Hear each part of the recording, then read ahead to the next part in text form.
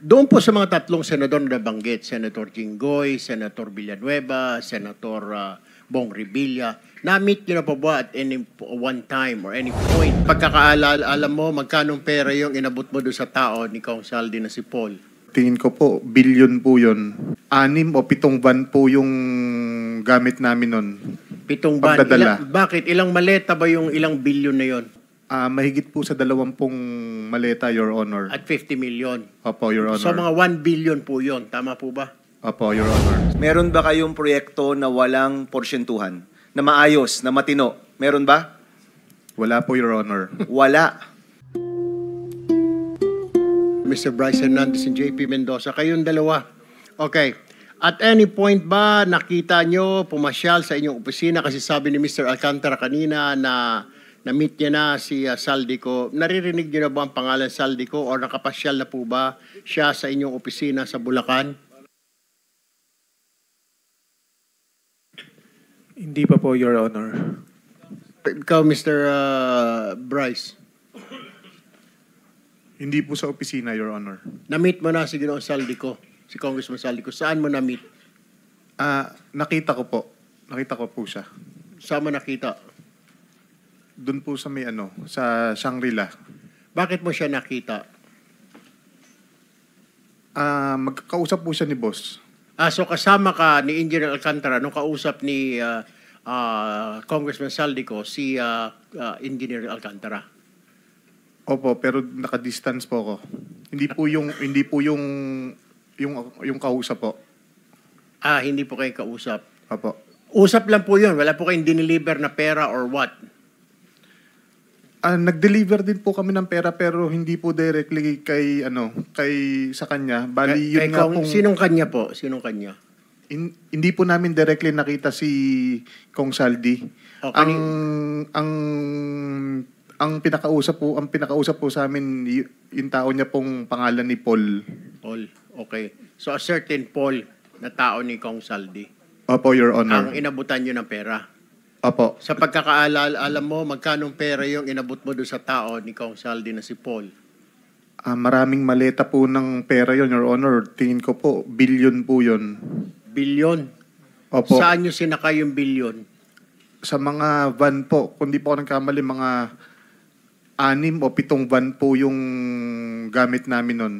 7 van. Pagdadala. Bakit? Ilang maleta ba yung ilang bilyon na yon? Ang laman po ng isang maleta, nasa 50 million po. So ilang maleta lahat-lahat yun? Estimate mo, pagkatanda mo. Mahigit po sa 20 maleta, Your Honor. At 50 million. Opo, Your Honor. So mga 1 billion po yon. Tama po ba? Opo, Your Honor. Saan po dineliver ito? Yun nga po sa meron nung una po, doon po sa basement po ng Shangri-La. Shangri-La Hotel? Opo. Saan Shangri-La po? Dalawa po, Sa, tatlo po Shangri-La ito. sa BGC po. Sa BGC, sa basement. Opo. So, paano? May kotse ba tumapat sa van ninyo? May mga van to van? Wala po, sir. Kumbaga, diretso po siya sa elevator, paakyat po doon sa penthouse. Kinarga po ninyo sa penthouse? Sa pinakataas po. Actually, yung isang kasama po namin na si Engineer Paul, nakarating po siya mismo doon sa loob nung Penthouse? doon sa taas. So, yung 20 maleta na yon ay sa penthouse ninyo i-deliver sa Shangri-La? Yes po, Your Honor. Alright. Bukod Now, po sa Shangri-La, nagdadala rin po kami sa Valle Verde. Valle Verde din po, bahay din po ito ni Congressman Saldico. Kagaya nga po nung sinasabi ni Boss Henry kanina, nung unang po, hindi po ako nagkakamali, unang 2 taon sa Shangri-La po. Nung mga sumunod na taon, puro sa Valle Verde, 6 na po. Moving forward, doon po sa mga tatlong senador na nabanggit, Senator Jinggoy, Senator Villanueva, Senator Bong Revilla, na-meet nyo na po ba at any one time or any point na pumasyal po ito mga ito sa inyong tanggapan? Ako po, hindi po. Parang hindi po sila napunta sa office. Hindi nyo rin po nakita ito mga ito or nakita nyo, nakausap nila si Engineer Alcantara? Si kay San Joel po. Nakikita ko po, nagkakausap sila, nagkakasama po sila. Nagkakasama sila. Opo. What about Senator Jinggoy? Kasi po, lagi po kami magkasama, di ba, sa halos umaga hanggang gabi po. Through phone po, actually pagka meron po yung instruction sa kanya ng merong utos sa akin si boss, galing, for example na po, utos po ni Boss Robert na may po program na gantong amount dahil sa ganitong kay senador na ganito. Yun po. Sino senator na ganito? Walang senator na Ay, ganito. pasensya na po. Kay Senator, Senator Jinggoy po. Alright.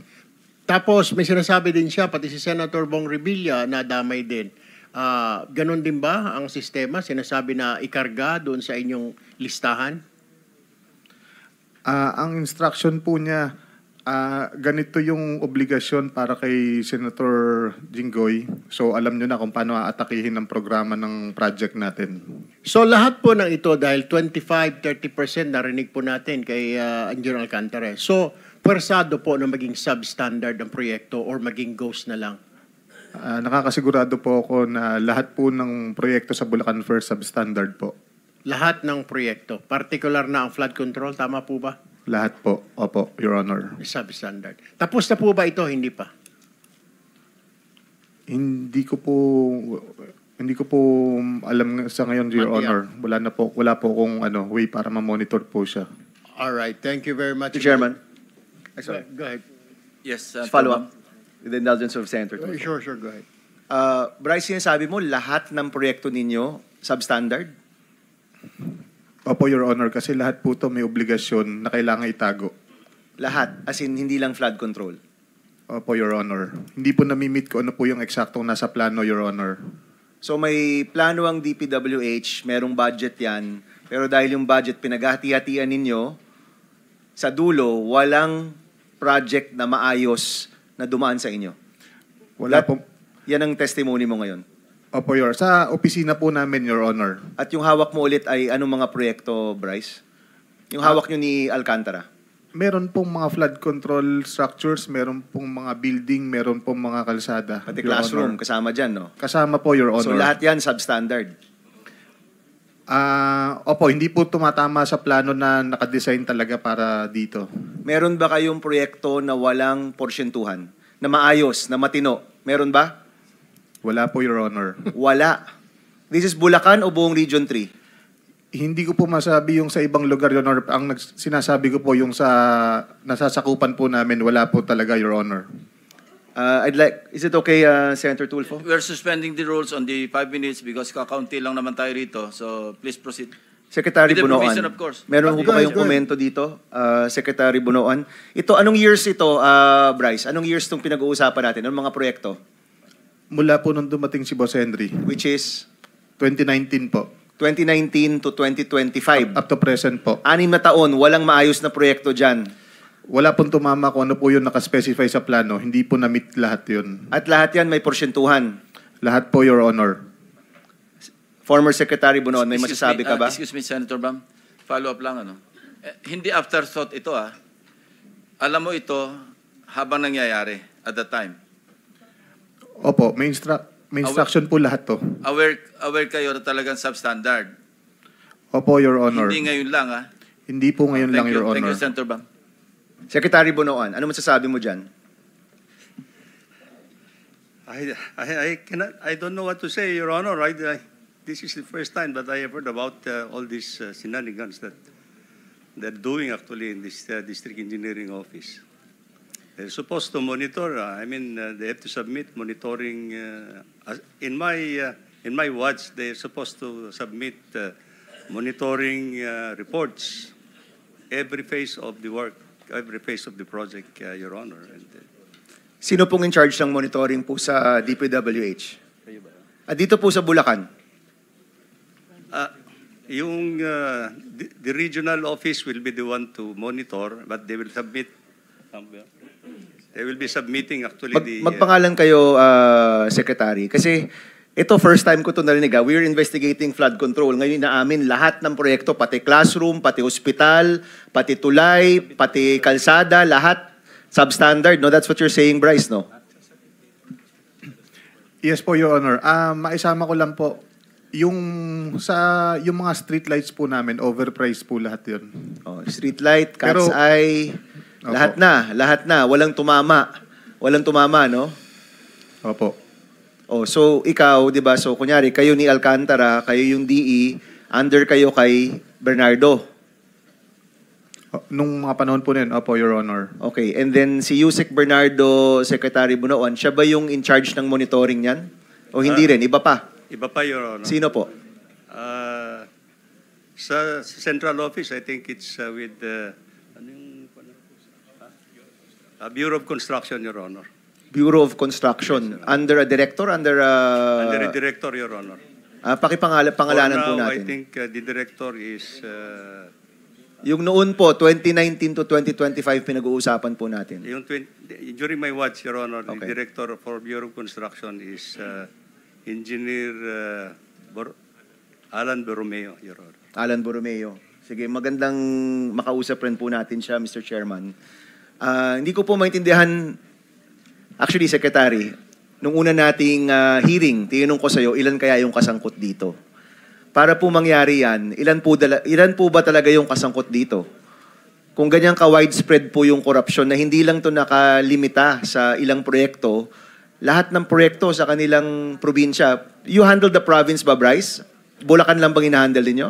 Opo, tatlong district, In Bulacan. tatlong congressional district po sa Bulacan. Sa Bulacan. Opo. Yes, Secretary. Mr. Chair, may I just finish my last 1 minute? Sorry. Yes, Senator Erwin. I'm sorry, All right, Senator no, Tulfo. no, it's okay, Sen. I understand. But I have one last question for Bryce. So, tama po. Lahat po ng project talaga ninyo, kailangan i-substandard at iba i-goes para maibigay po yung commitment, yung 25% to 30%.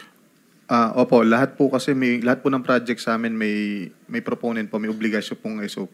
When you say proponent, politiko yon. That's how you describe. Opo. Sa politiko galing. So, kailangan magbayad sa politiko ng 25%, 30%. Yes po.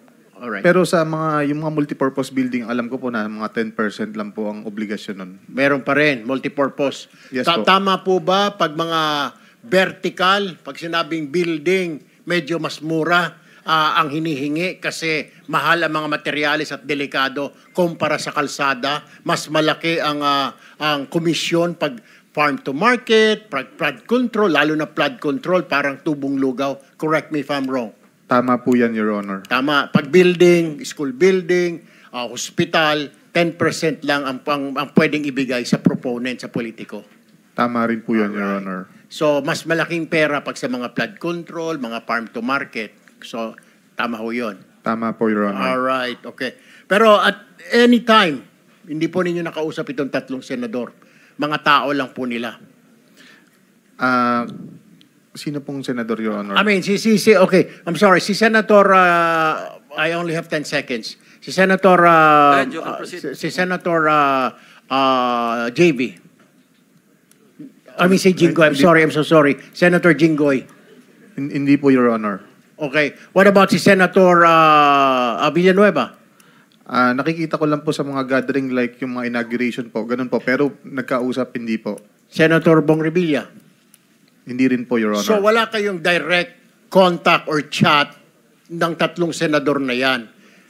Pero pag nag-deliver na po ng pera si Engineer Alcantara na po ang nagde-deliver.